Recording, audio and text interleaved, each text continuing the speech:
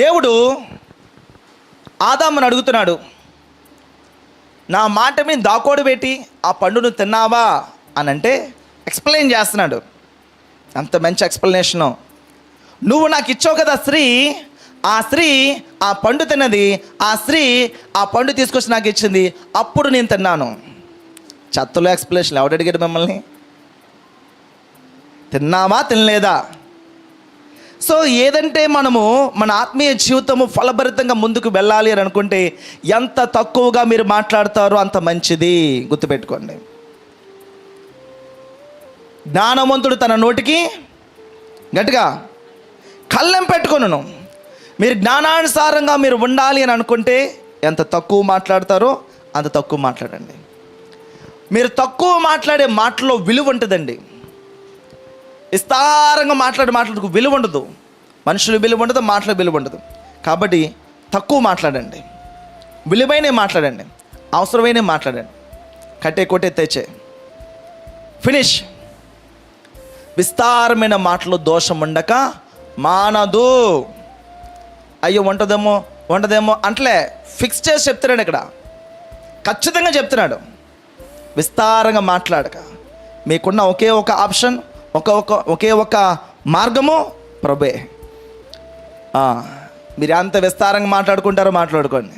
ఈ మందిరం దాదాపు పొద్దున్న 4 గంటలకు ఓపెన్ అవుతుంది, రాత్రితో 11:30, 12 అవుతుంది, మొయ్యబడుతుంది. చూసుకోండి, ఈ సమయం అంతా మందిరం మీదే. హల్లెలూయా. మీరు ఎప్పుడైనా రావచ్చు, ఎంతసేపు అని కూర్చోవచ్చు, ఎంతసేపు అని ప్రార్థన చేసుకోవచ్చు. మీ హృదయంలో ఉన్న భారం అంతా కూడా ప్రభు సన్నిధిలో కుమ్మరించుకోవచ్చు హ్యాపీగా. మందిరం ఎప్పుడు తెరిచే ఉంటుంది, 365 రోజులు తెరిచే ఉంటుంది. హల్లెలూయా.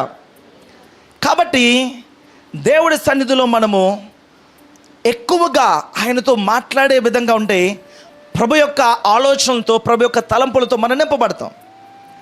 ఆయన తప్పించి ఎవరితో అయినా సరే మీరు ఎక్కువగా మాట్లాడారంటే దోషం ఖచ్చితంగా ఉంటుంది. కొంచెం విషయం చెప్పమంటారా? భార్య భర్తలు కూడా ఎంతవరకు మాట్లాడుకోవాలో అంతవరకు మాట్లాడుకోవాలి. వాక్యానుసారముగా, వాక్యంలోంచి ప్రేమపూర్వకంగా, విశ్వాసముతో మాట్లాడుకోవాలి. No extras. అది జ్ఞాపకం చేసుకోండి. పిల్లలకి నేర్పించండి. ఎంత మాట్లాడాలో, ఎలా మాట్లాడాలో వాళ్ళకి నేర్పించండి.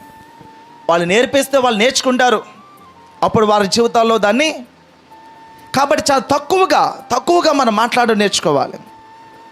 కుటుంబంలో మన క్రియలు ఎక్కువ ఉండాలి. గంటల వాళ్ళు చెప్పడం కాదు, కానీ ప్రేమ మీ క్రియలో కనబడాలి.